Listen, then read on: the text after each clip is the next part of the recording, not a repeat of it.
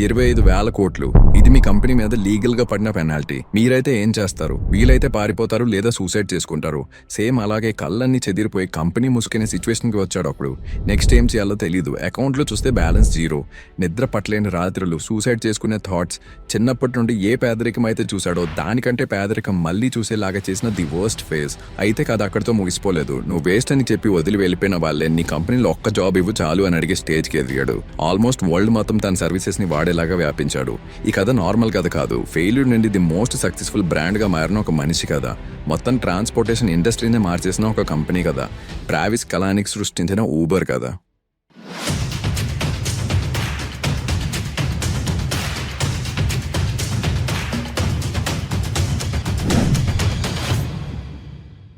Time around పొద్దున్న 2 అయింది.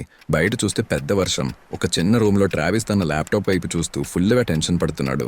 ఈ లోపే ఒక కాల్ వచ్చింది. ట్రావిస్, అసలు ఏం జరుగుతుంది? ఆల్మోస్ట్ మనం నువ్వు చెప్పిన యాప్ లాంచ్ చేసి మార్కెటింగ్ చేసి చాలా రోజులైంది, కానీ ఇప్పటికీ ఏ రిజల్ట్ లేదు. నువ్వు నమ్మకంగా చెప్పింది ఏది కూడా ఈ యాప్తో సాధ్యమయ్యేలాగా అనిపించట్లేదు. ఇన్వెస్టర్స్గా మేమేం చేయాలని మాకే తెలియడం లేదు. ట్రావిస్ మెల్లగా, బయట వర్షం పడుతుంది. ఇలాంటి ఒక సిచ్యువేషన్ కోసమే నేను ఎదురు చూస్తున్నా. తప్పకుండా ఎవరో ఒకరు కాల్ చేస్తారు, లేకపోతే ఖచ్చితంగా నేను మిమ్మల్ని రేపు వచ్చి కలుస్తాను అని చెప్పి కాల్ పెట్టేశాడు. టైం అవుతున్న కొద్దీ టెన్షన్ పెరుగుతుంది. ఈలోపే ట్రావిస్కి ఒక కాల్ వచ్చింది. హలో, నేను మీ ఊబర్ క్యాబ్ అడ్వర్టైజ్మెంట్ చూశాను. మీ యాప్లో ఒక బటన్ నొక్కితే కార్ వస్తుందంట. మీకు కాల్ కనెక్ట్ అయింది. నేను ఇక్కడ వర్షం వల్ల ఇరుక్కొని ఉన్నా.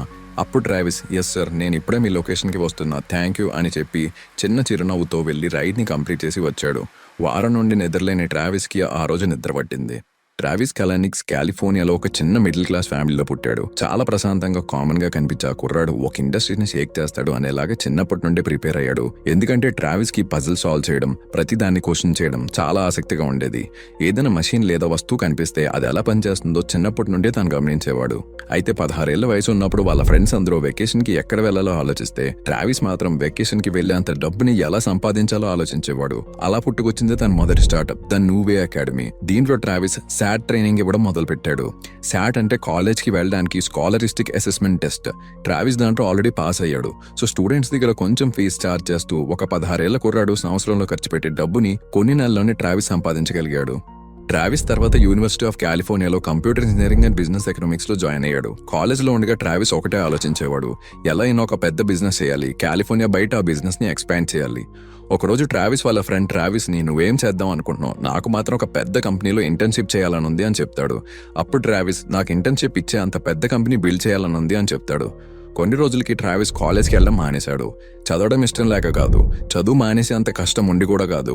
ట్రావిస్కి మైండ్లో ఎప్పుడూ ఒకటే రన్ అయ్యేది, అసలు ఏ స్టార్టప్ అండ్ ఎలా అని. లేట్ 1990s ఇంటర్నెట్ బాగా ట్రెండ్ అవుతుంది. ఎవరిని చూసినా ఇంటర్నెట్ వాడడం నేర్చుకుంటున్నారు, రకరకాల ప్రయత్నాలు చేస్తున్నారు, కొత్త కొత్త విషయాలు కనిపెడుతున్నారు. అప్పుడే ట్రావిస్కి ఒక ఆలోచన వచ్చింది అండ్ ట్రావిస్ దాన్ని నిజం చేయడం కోసం కూర్చోవడం మొదలుపెట్టాడు. కానీ ఆ ఆలోచనే తొందరలో అతన్ని భయంకరంగా చుట్టుముట్టేస్తుంది అని అతనికి తెలియలేదు. ట్రావిస్ ఒక మల్టీమీడియా షేరింగ్ ప్లాట్ఫామ్ బిల్డ్ చేశాడు. దాంట్లో ఎవరైనా వాళ్ళ ఫ్రెండ్స్ అండ్ ఫ్యామిలీకి ఫొటోస్, వీడియోస్ ఇంకా మ్యూజిక్ ని పంపించుకోవచ్చు. 1998 టైంకి ట్రావిస్ స్కౌర్ అనే పేరుతో దాన్ని లాంచ్ చేశాడు. చూస్తున్న దాన్ని లక్షల మంది స్కౌర్ ని వాడడం మొదలు పెట్టారు. టైం గడిచే కొద్దీ స్కౌర్ ఎక్కడికో వెళ్ళిపోయింది. చిన్న టీంతో ఒక చిన్న స్పేస్ లో ఎలా అయినా ఏదోటి సాధించాలని ఎదురు చూస్తున్న ట్రావిస్ కి ఒక న్యూస్ పెద్ద షాక్ ని మిగిల్చింది. అప్పటి వరకు తన కళ్ళన్నీ కళ్ళ ముందే ఆవిరాడడం ట్రావిస్ మొదటిసారి చూశాడు. చూస్తుండగానే కంట్లో నుండి నీళ్లు జారినట్టు తన చేతిలో నుండి మొత్తం జారిపోయింది. ట్రావిస్ని అంతలాగా షాక్కి గురిచేసిన news motion picture association of America, the recording industry association of America and the national music publishers association కలిసికట్టుగా ట్రావిస్ కంపెనీ అయిన స్కౌర్ మీద $250 బిలియన్ అంటే సుమారుగా 25,000 కోట్ల కాపీరైట్ కేసుని వేశారు. స్కౌర్ వాళ్ళ పర్మిషన్ లేకుండా వాళ్ళ కంటెంట్ ని షేర్ చేయడాన్ని అలో చేస్తున్నారని, జనాలందరూ ఫ్రీగా కంటెంట్ ని ఎంజాయ్ చేస్తున్నారని ఈ స్టెప్ తీసుకున్నారు. దీంతో ట్రావిస్ కి ఏం తోచలేదు అండ్ లీగల్ గా ప్రొసీడ్ అవ్వడానికి తన దగ్గర ఉన్న సేవింగ్స్ మొత్తం ఖర్చు అయిపోయాయి.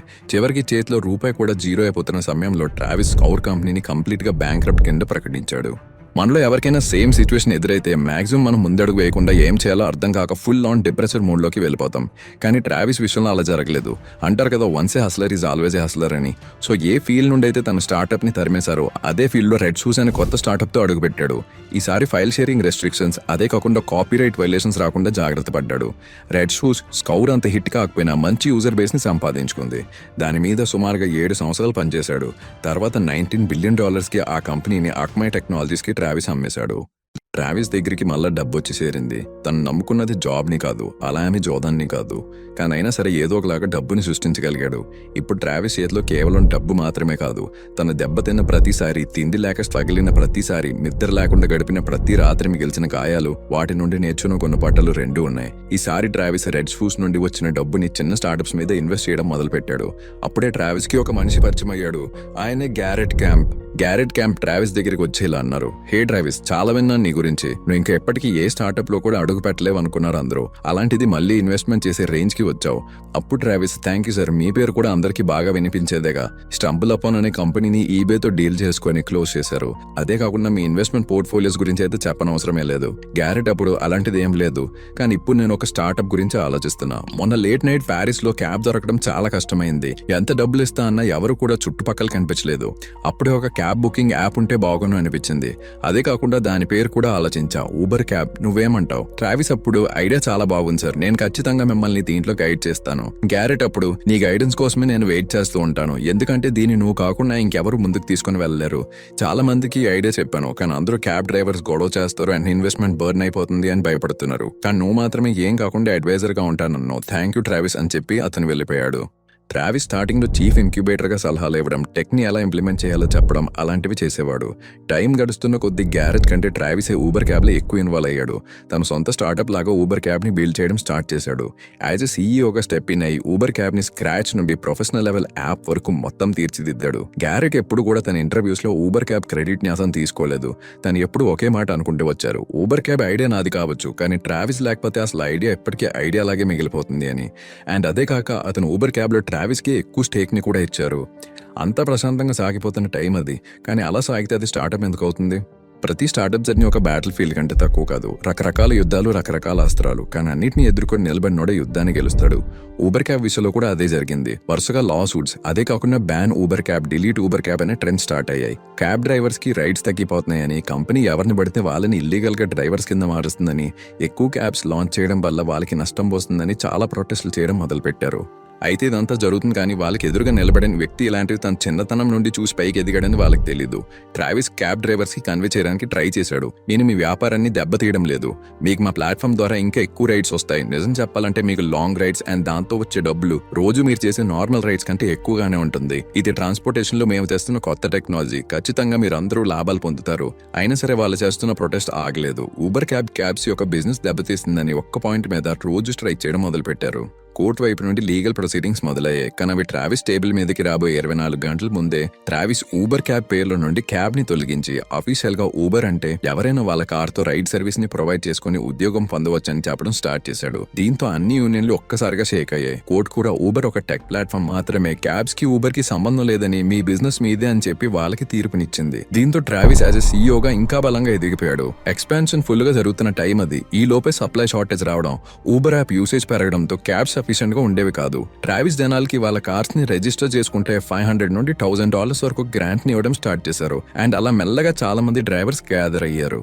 చాలా మంది ఊబర్లో వాళ్ళ payment methods like credit cards అవి యాడ్ చేయడానికి భయపడేవారు. అప్పుడు ట్రావిస్ ఫస్ట్ 3 రైడ్స్ ఫ్రీ అని చెప్పి అసలు వాళ్ళ సర్వీసెస్ ఎంత ప్రీమియం ఇంకా సేఫ్ గా ఉంటాయని చెప్పడం స్టార్ట్ చేశాడు. దీంతో Uber talk of the town గా మారింది. చాలా మంది ఊబర్ చాలా సేఫ్ యాప్ అండ్ చాలా ప్రొఫెషనల్ క్యాబ్ సర్వీసెస్ ని ఇస్తుందని మాట్లాడుకోవడం మొదలు పెట్టారు.